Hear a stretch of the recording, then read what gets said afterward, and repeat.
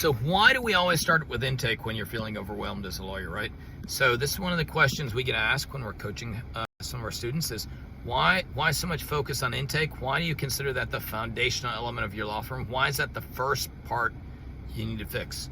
And really the issue is because if you don't fix your intake and get that in a consistent amount of cases every single month, you can and master this and fix it.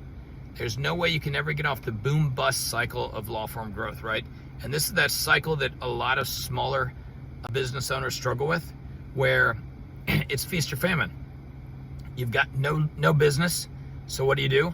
You spend a bunch of time on marketing and sales as the owner of the law firm or the business.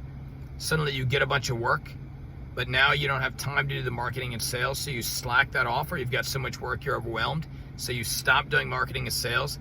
Then you look up a couple months later and you don't have any cases to work on anymore because you haven't been doing marketing and sales. So now you're worried about your pipeline, it's drying up, so now you spend a bunch of time on marketing and sales again. And this up and down roller coaster, this feast and famine, is honestly the way to increase your stress over and over. It makes it so you've got no predictable revenue, you never know how much money you're gonna make. Honestly, you don't even know how much work you're gonna have.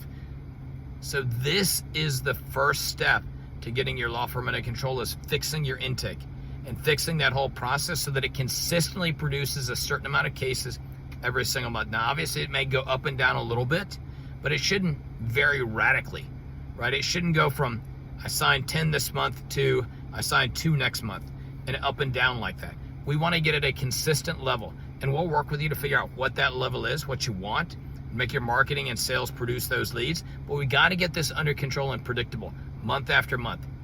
I'm Shane Smith from Legal Edge.